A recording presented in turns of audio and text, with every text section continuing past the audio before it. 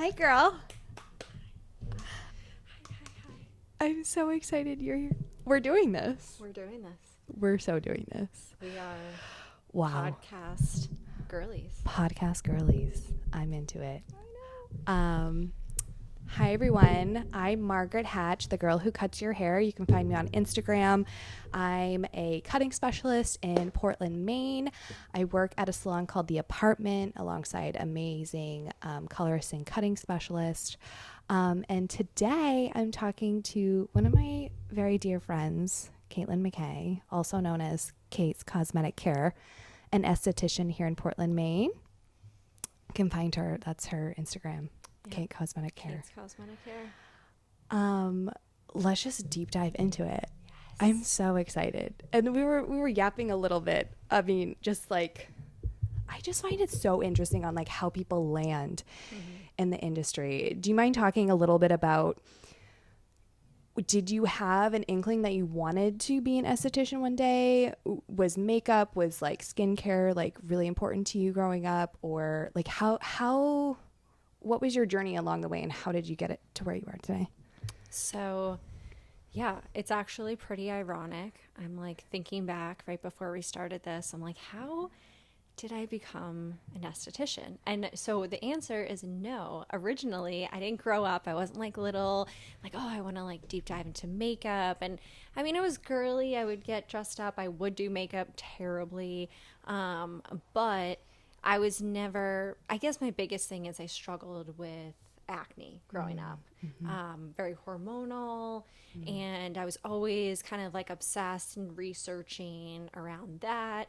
And they weren't like severe breakouts, but I remember it was like my senior year in high school and I had prom coming up and I was like, I can't have like chest acne and back acne on my back and freaking out about that. And I had went to an esthetician when I was in high school and she helped me. And what I only remember was her extractate. And I was like, that was the most painful experience ever. I was like, oh, It really is. I'm like, this is not relaxing at all. I thought it was going to be like a spa day, but it did help my skin. So that was always in the back of my mind. And my biggest thing was like trying to find the right products too. So again, I didn't know. I was kind of just like, 16 on Google, what's good for skincare and getting like St. Ives, exfoliation. I'm like rougher the better, just like, and I would so excessively use skincare products. Like I thought like more was better, like everything in my life. And I remember one time I burnt my face with Rodan and Fields. What? Like, yeah, it was so intense. It was so strong. And I was like, I need it all. And like the directions where you had to gradually build upon it, I just don't understand that at all. I like She went full throttle. Full throttle. Like I woke up and I had to like a funeral to go to and my face was bright red. I had to go to urgent care and get on steroids because that's how You're bad joking. it was. And I think that happened like 2 times. So I like to learn the hard way. It was traumatic. Had no idea what I was doing. The Roden and Fields situation was when I was in esthetician school. So that was embarrassing too.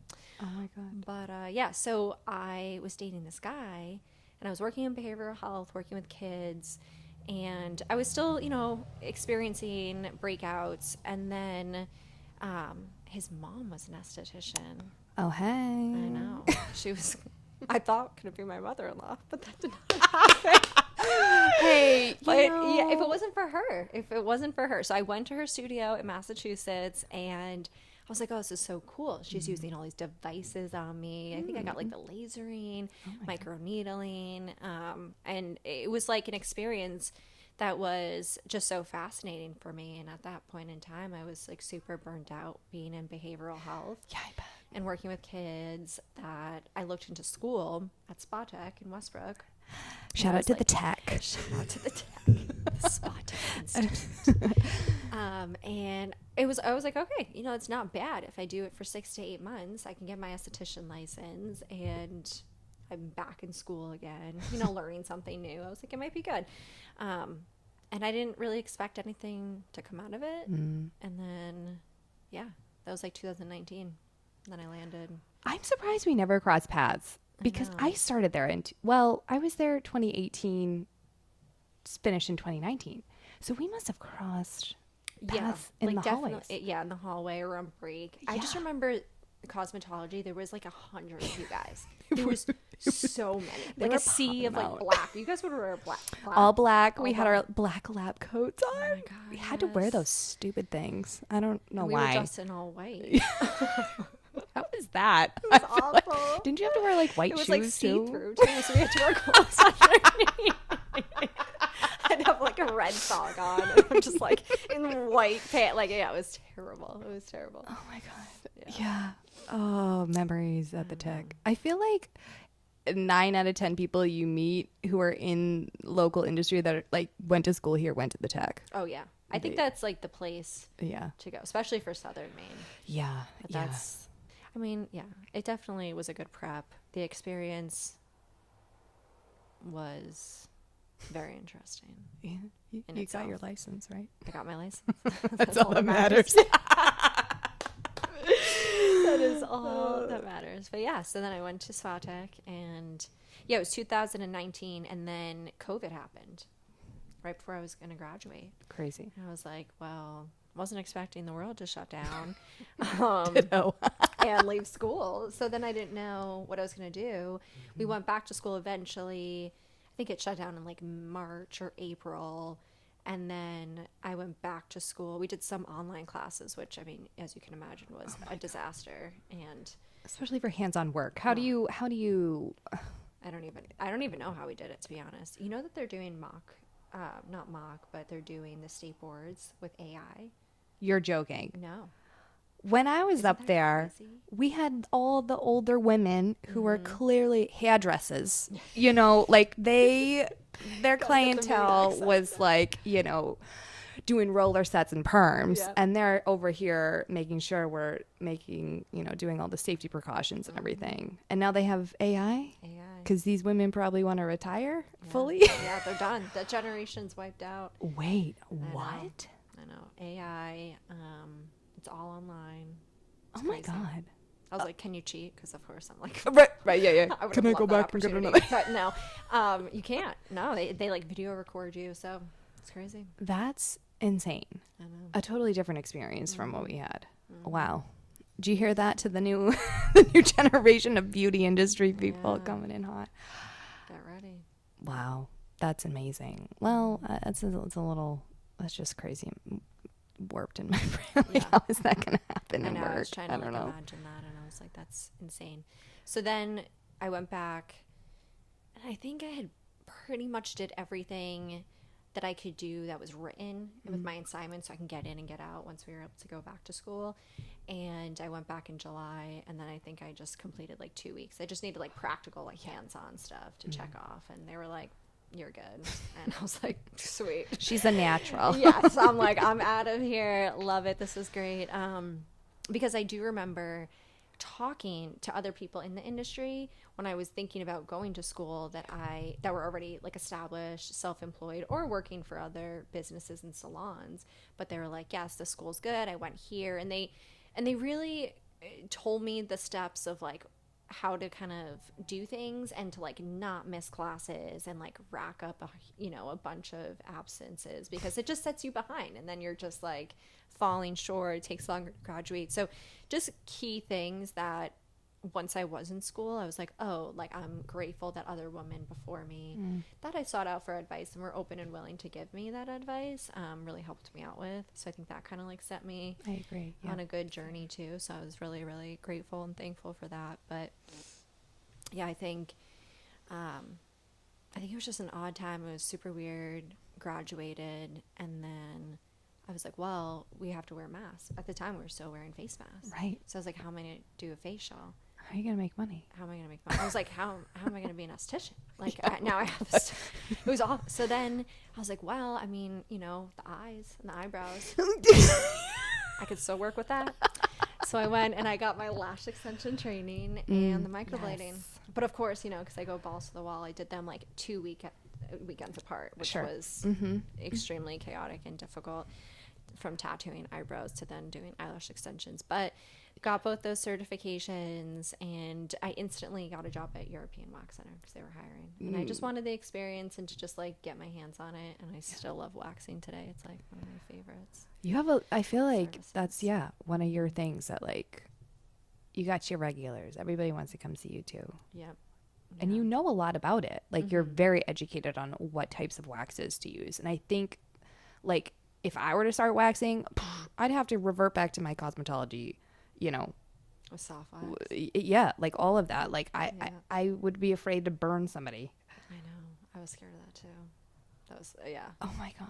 Yeah, it took a lot of trial and error. And like, don't get me wrong, it did not, when I started out, I was not very experienced. Like I remember doing my first Brazilian at Spa Tech with someone that you met today earlier too. She was practicing Lamaze breathing exercises just to get through it. This poor woman, these victims. So our school were like, you need to find a model. Like who's going to volunteer their vagina? Nobody at school Taking a did. Brazilian wax. They'd all say, "I'll take a back facial or a facial. Yes. I will not take that Brazilian." No, the Brazil so bad. And so we were practicing this. I literally felt like it was torture. And and then we were like, there was just a curtain, and we just closed the curtain, and the rest of everyone was doing facials, and it was relaxing and peaceful. And then I'm there with my poor friend that's just being a good sport, and she's like practicing her breathing when she gave labor to her kids. Oh That's my how bad God. it was. Yeah. So that's, I mean, it was a long journey. It was a very long and painful journey. I'm so sorry for all those people that I probably ripped apart their skin. I mean, it was a mess. It was a lot. My face. I'm just like, oh my God. I can just like feel the pain. But also like being the person doing it, you're like, I'm so sorry, rip. It was so awful. It was so awful. I'm like, I was like, please still be my friend after this as I'm ripping hairs out of your skin in the worst places. I will say there's so many times where I'll be like texting you. I'm just like, hey, like, like let's make plans for the day. And you're like, so sorry. I wasn't able to answer your message. I was knee deep in a vagina. That's pretty much every day of my life. Yep. And it's just so normal. I'm just like, yeah, that's just where I became a vagina expert. I feel like, I always like to say I've seen more vagina than most men probably in Portland, Maine too. I'm very proud of that title. I love it so much. Yeah, they have nothing on me. And I like to credit myself for being, an expert now. But if I didn't go to European Wax Center through trial and error, wax getting stuck on people's labia, like bad, like real bad, like it was bad. European Wax Center was a journey in itself, but that helped kind of prepare me for where I am now. So you did that, and then you went on your own after. Yeah, I was at European Wax Center. It was like from August. We had a 3-day training in Massachusetts, which was good. It was very hands-on. Everyone that was coming on board, they like put us in a hotel. Okay. We went down there. I know. I luckily got a hotel room to myself. I was like, thank you. The other girls did not. And then we did a bunch of practicing there, and then came back, and they just threw you into it. I think my first day I had like 18 Brazilians lined up. Oh, and my like God. a full leg, underarm, lip, like. What was also so scary was doing nose waxing. Like, Oh my Oh my God. Now looking back, it was just so insane. But being thrown into it and having all these different experiences was good. So then I was there for like 6 months, and Okay. and when I was not working there, out of my 2-bedroom apartment, when I was still dating that guy, where his mom was the esthetician. Oh my God. In the other room, I put up a little table and was just doing friends and family, and I was practicing eyelash extensions and microblading. Hey. Yeah. She's a side hustler. Yeah, side hustler all day, baby. So that was good practice for me. And then, this woman approached me. She owned a hair salon in Gorham, and they wanted an esthetician to come and kind of like add to the space in the spa and have someone that waxed. And I just offered other services. So I landed there. Oh my God. And I'm like, if it doesn't work, I can just go back to European Wax Center. You Yeah. know? Yeah. Totally. Yeah. I feel like it's always like coming out of school, like for me, like going into like a commission base, it was very helpful. And to like honestly understand like the ropes of like what the day to day looks like. And Oh, yeah. And to have the support. The too. support, and like it's almost like getting into shape. Like having your brain like be on for so long, like it was like it took me a while to get the hang of things, of like customer service, talking to people, being attentive, and also I don't know, I just, that's one thing that I'm also so grateful that I had that opportunity of going into a space that there was rhyme and reason to everything basically. So wow, okay. And then from Gorham, so you stayed there a little bit, and then I was in Gorham probably for like 8 months. I had a great experience. I was trading services with the other hairstylists there, and they were referring their clients. So it was good. I was very supportive. I was like super nervous going into that environment, and one girl just kind of took me under her wing. So I always kind of accredit to them that I wouldn't even be where I am today if it wasn't for that core and that start in that beginning. Because I mean, she believed in me, and she's like, "You can do it. You can go out on your own." And I never even thought, much less I'd be self-employed. So like, here I am, an esthetician, now self-employed, and yeah, Kate's Cosmetic Care was born. But at the time, the economy was really great, and I think that helped with business. And then I kind of was running out of space. The room, and again, then I was getting more into like relaxing facials. It was at a hair salon, so I looked at a space. My first spot when I first was looking to move locations, and it was in Falmouth, and I was working alongside another esthetician, and we did great. That was for like about 2 years, and just created a friendship and bond, and and then from Falmouth I went to Portland. oh my God, I know. do you think that where your line of work is going is more like more maintenance to be less maintenance? I feel like that's like a huge buzz on Instagram right now. Like everybody kind of wants their lashes to look fresh, whether it's extensions or a lift. I got a lift by Kate, and it was 10 out of 10. My eyes looked like more awake and open. And then I was just talking to her before, and I was like, "So you do the brown eyelash extensions?" She's gonna become a lash extension girl. I sure am. You know, I've been off and on, and you know, I think I'm gonna get back onto it. It's, you know, I don't know. It's just like self-care. Yeah. Honestly, like different types of things. Or at least for your birthday, birthday lashes. I could do that too. Because that's the thing, it doesn't have to become this home maintenance thing.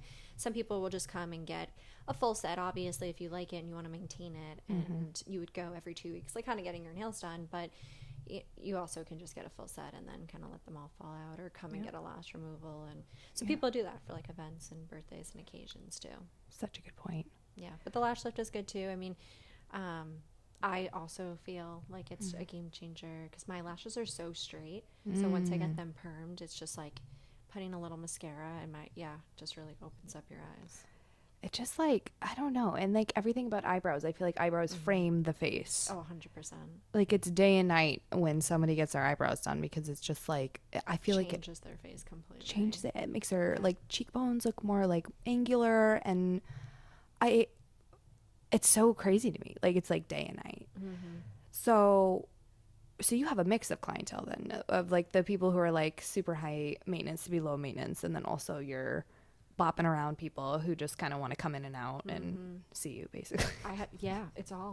It's literally all walks. Like, I mean, I have, for people that have been waxing for a while, they can go 6 to 8 to 10 weeks in between waxes because their hair is just not growing back as fast.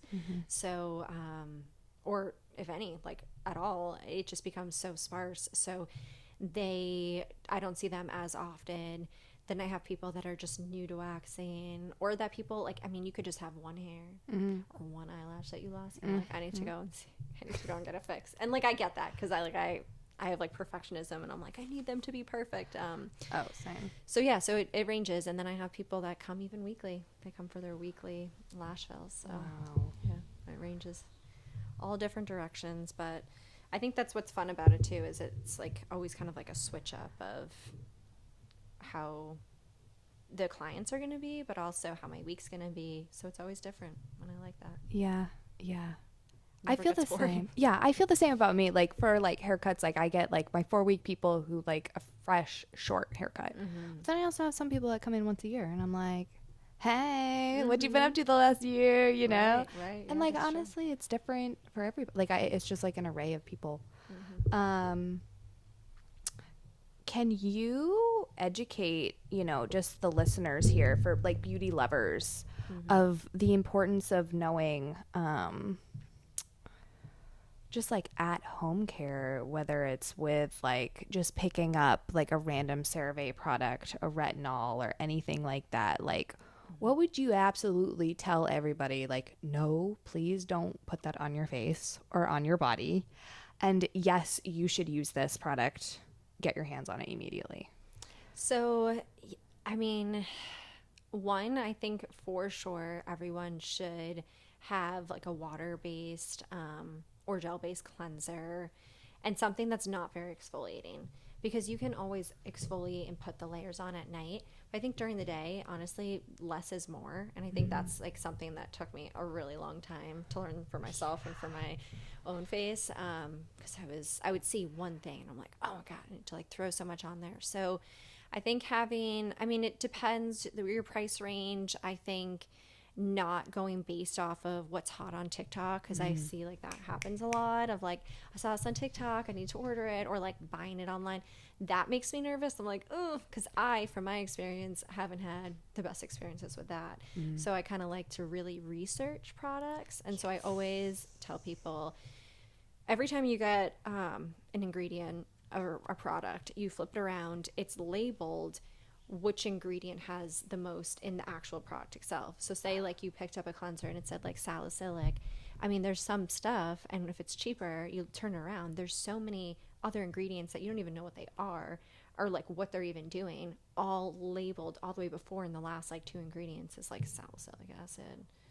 Oh my And God. I mean, the first one's always normally water, but then Right. after that. So that's Such a hot take. that's another thing to always keep an eye out. It's just like I always instantly look at the ingredients and I'm like, okay, is this even a product worth buying? Because if it has all this other stuff that's unnecessary that I don't need, I'm not going to get it. And also being really careful with shopping at Sephora and Ulta, which I know it's so hard, especially when they make like the boxes and like the bottle's so cute and aesthetically pleasing. I'm such a sucker when I'm shopping. I'm like, oh, I need that. That looks so good. So I think checking the ingredients is a must. I think if you're between the ages of 25 to 30, I mean, even younger, but vitamin A, retinol, 100%, like at night. You don't have to do it every night. You know, it's something you kind of want to build up to. But a lot of different skin types are receptive to using that product. I don't like witch hazel toner. Like, big no-no for me. What does it do to the skin? It's very astringent. So it's immediately taking your pH level and just like wiping it. Oh my So God. it's just very abrasive. It's not, some skin can benefit from it, but if you think about it, your skin is now like, oh no, okay, there's my skin barrier, sebum, everything's taken. And if it's already dry, like if you're like naturally a dry skin person, it's gonna just also just create more dry skin. So it's just gonna react to the situation to kind of protect itself. So your skin really needs, it's really that pH level of having it really hydrated. And for so long, even with like oily skin, I would always be like, I need to dry out my face so much. But in reality, your skin needs to be like trained, like, oh, it's okay, and we're at a good pH level. We don't need to like astringently throw something to wipe away everything, because then it's like, what do we do now? We're just going to produce more. So It's like backfiring. it's backfiring. Yeah, it's I had doing no the idea. most. I know, and that was something that took me a little while to experience for myself. So I definitely recommend. I have a toner. It's like a heavy water, has peptides, hyaluronic acid. So I'll use that sometimes as like a primer and a toner, but mainly I like to use a lot of like serums, like hyaluronic acid serums, and zinc oxide is now, I literally will just put straight zinc oxide on my face. Really? Yeah. Does it make it like mattifying or? So makes it pretty white. Okay. And the first time I put it on, I was like, ugh. But I literally, a friend told me, she's like, it is so beneficial of locking everything in your skin. It's also helped, zinc was helpful with also keeping like my skin barrier super moisturized, but also kind of like locking in that moisturize as well, because it is kind of thick, so you don't have to use so much. A little goes a long way, but it really, really helped with my overall like skin protection. And I realized that my skin just got used to it, and I've been doing it since probably like February, like morning and night, putting zinc oxide, and it's like white. It's pretty white. Like, I mean, I have to put it on and like let it sink in, rub it in, and yeah. I'm just picturing you being like, whoa. Oh, it was ghostly. It was like if you went to the beach with your mom as a kid and just wiped like pure whiteness. So a little goes a long way, and you want to give it time to like settle in, and you can like massage it too. Yeah. But I think anyone could get zinc oxide. I mean, that's your why they skin say looks flawless. sunscreen is key. And for so long, I'd be like, I know, or I'd only use it in the summertime. Yeah. And then I'm like, yeah, sunscreen is key, but also, you know, what's the main ingredient in sunscreen? It's like zinc. Wow. Yeah. My mind is blown, honestly. I don't think I've heard that. Maybe on Instagram, maybe on TikTok. And it's all natural too, which is great. So I mean, you flip it around and it's just zinc oxide. It's the only ingredient. So that is something that I've been telling all my clients about if they don't already have it. And I'm like telling them to get like butt paste. Literal butt paste. And to put on their it's face. A game changer. Yes. You're like, this is what we put on the baby's bottoms. It's going to work on your face. On your face, yeah. That's insane. Yeah. Oh my gosh. Do you have like a skin tool that you swear by? Like, do you like the gua sha? Do you like those like pimple popping, extracting? So yeah, I really haven't messed around too much with gua sha to be an expert on it. I like receiving it and getting it done, but I don't really use it myself in my practice. But I do think it's super beneficial. I think a must would be for me is my jade roller, and I like to like put that on and like around the jawline during a facial, and I do like the pimple popper for sure.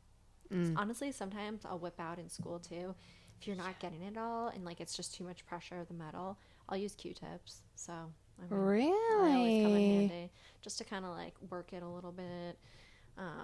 And gloves. Gloves is a must. Oh, yeah. Gloves is a must. Could you imagine? Oh, my God. Now I'm thinking of, like, the extracting process. Yeah. Well, let me get back in here. We kind of have touched upon this a little bit, but do you have anything that you think is super overrated that people do to their skin, or services that they receive, or things you hear on social media? Yeah. I would say, so the wound healing response of your skin is great, right? Because it's like tricking your skin, like, oh, we need to start fresh and develop, you know, new stem cells and like cell turnover and create like this new flawless skin. So I think some facial procedures are a little too excessive when you're having like extreme downtime. And I think that can be avoided. And this is so ironic because I love my Botox, my filler. Like I'll put a lot in my face. That's not natural. And I'm so open to all that. But I also do believe that there's other factors involved of like kind of working on your skin issues with, it could be diet, it could be exercise, you know, it could be like stress, hormones. Like there's so many other things that I think it's also beneficial to not go out and just spend a ton of money. And this is a huge one. I've had girls come and they're like, oh, you know, I went to this girl and she recommended all these products, and I mean, she spent around like $1,000 on like a whole skincare regimen. Oh my God. I don't believe you need a whole skincare regimen, especially from the same line. I'm a huge mix and matcher. Yeah. And you know, you can get something just as good that's not going to cost you $200. Yeah. Yeah. I feel like I used to be that way, recommending to my clients, because I would work with 2, maybe 3 hair product lines. Yep. And that was kind of like all that was in my radar. I had worked with plenty of lines more. And now that I have like a styling kit that, you know, when I was doing weddings, you know, the past 2 years, or I didn't do it this summer, but, you know, I had so many different types of products because I liked different things from those products. And I agree. I think it's good to mix and match a little bit, and to you don't need to like be married to one thing or the other. And I feel like one product line is probably going to excel. Like they're gonna have a bestseller. Like they're gonna like excel in that and be like, this is gonna be like our OG, and we have to give facelifts to every other single product out here like over the next like couple decades, because in order to stay relevant and to feel fresh and new, even though that they have like, I don't know, like the ordinary, their hyaluronic acid serum or whatever, you know. Yeah, so don't waste all your money. What would you tell your younger self starting out in this industry? To not be so hard on yourself. I remember I think this is just like a character defect that I just have ingrained in me, is never being like truly satisfied, like, oh, I did a really great job, or like I'm really good at what I'm doing. And that I think I sell myself short in the beginning, because again, I was trying to gain clients. So I was offering really low prices on services that, I mean, I knew what I was doing. I was like very detail oriented. So I have seen that with other estheticians that are so good. And I'm like, you can be charging so much more. And it's not even like, oh, to just like get more money. It's like, I mean, you're skilled. Like this is an actual skill that you have. And you put the time and effort into building this, and to really kind of like let that in and let it sink in. And even when I was practicing in the beginning and like starting like an Instagram account and posting photos, I remember being so like held back. Like, I don't want to post that. Like, does it look perfect? Like spending time on like face tuning or like, you know, adjusting and filtering, making sure it's perfect. And I was like, you know, that's not also authentic, and it's not real. Yeah. And what I realized, I mean, this will now be my 5th year, is, you know, I want things to just be more laid back, more authentic, more real, and to embrace the imperfect, and also, yeah, just to be kinder to yourself, and ask questions. Like, I think I was really scared to like put myself out there and be like, I need help, or can you ask me about, and I've had other girls reach out to me like, oh, what product line you're using, and I love it, and I'm like, I mean, all knowledge is helpful, because even just having a conversation with them also helps me too. So yeah, it's good to have like people that you can go to. And I've been going to you a lot of just like work-life balance, or just just all different avenues of just like, you know, sometimes like it doesn't matter what type of line of work you do, like sometimes you just have like a really bad day at work. You know, it really doesn't, you know, and it could just be for one reason or another, you know. But how do you create like a really nice work-life balance? Like how do you create that for yourself? That's still a work in progress. It's still something I have to work on. I think when I first started, I was like having that New York life like mentality, like I need to work 10 hours and, you know, just be in the studio all the time, take anyone, like absolutely anyone, right? Like I just would always say yes. And I think it was good in some ways, but I also I burnt out really quick. Like I remember being like, there's no way, like after a year, that I mentally, and so my personal life definitely suffered in that time, like business wise, and from the outside it looked great, like, oh, you know, I'm doing great, and you know, her cat, I love it so much, kitty cat, my baby. So I think that was also hard for me, like realistically, to maintain healthy boundaries for myself was really important. So I think as more time went on, for me to sustain a business and to be in the industry, I was kind of forced through like trial and error and a lot of mistakes, a lot of mess ups. Like, I mean, my life, I could do your lashes good, but like outside, like who I was dating, what I was doing, like it was a train wreck. I mean, I think my clients literally were just coming for like, what's happened this week? And I'm like, I don't even know. Like, sit on in, buckle in, take out the popcorn. Like, so yeah, it was definitely chaotic. And I think that that's pretty common too, of being so immense in like a social setting. It helped me to be open and honest and connect, but also to know like I'm not alone. And yeah, there's days where I just want to like rip all my hair out and drive home with like no music, and I'm just like, oh my god, and then just like want to be in complete silence. Yeah. But then I come home to my animals, and then recently I got into yoga, so Wait, yeah. Can we lean into that like a little bit? Yes. Okay, because I'm just gonna tell everybody. So I told you this morning. Like I was introduced to yoga a long time ago. I think I went to one class as a teenager. When you were talking about that with your friend, and I was like, oh my god, I think I did do that. And it just wasn't. I was an athlete. It wasn't something that I was like, this is something that I'm gonna like do on the regular. And then like 4 or 5 years ago, I had a friend. She brought me to a class and to a local studio, and I loved it, but I just like wasn't ready to like surrender and like give it my all. If that, it wasn't gonna be a regular practice. And then I feel like being around you more, it's like your energy, like I want that like groundedness, And so thank you for inspiring me to. I don't think anyone's ever said that to me before. I'm just gonna let that sink in. I love you. I'm like, my mom needs to hear that. No, I like honest, and it's just so like no, it's amazing, and I feel like it's just like helped me stay so centered, and so yeah, deep dive into your story. I mean, we learn from each other, right? We learn from each other, and so I think again with that same mentality, I ended up. I mean, I had, just to be real, like an emotional breakdown.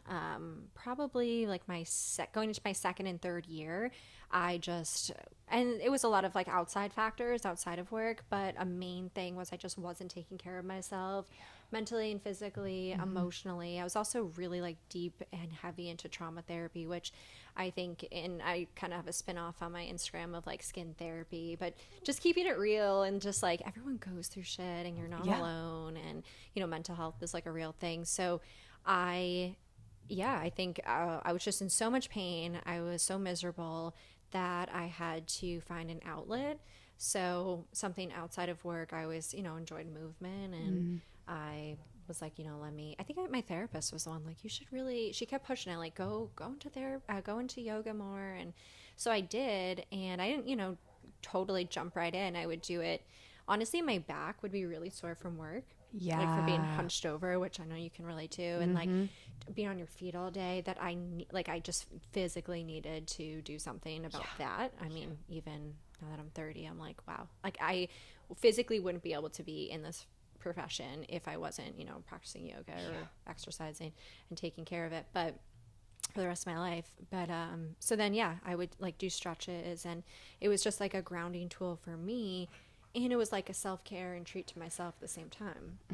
And then I was doing it, and I just would see, through skin therapy and talking and connecting with clients, everyone has their moments, their days. I'm very open about what that breakdown looked like for me. And for me, on the flip side of it, they say when things are really bad, it becomes like a spiritual awakening. And I think for me, I was like, okay, like, I can hopefully help and inspire other people that they're not alone. And like, mental health issues are real, and we're all in it together. And, let's talk about it. Let's heal. So I kind of wanted to bring yoga in with like, okay, this helped me.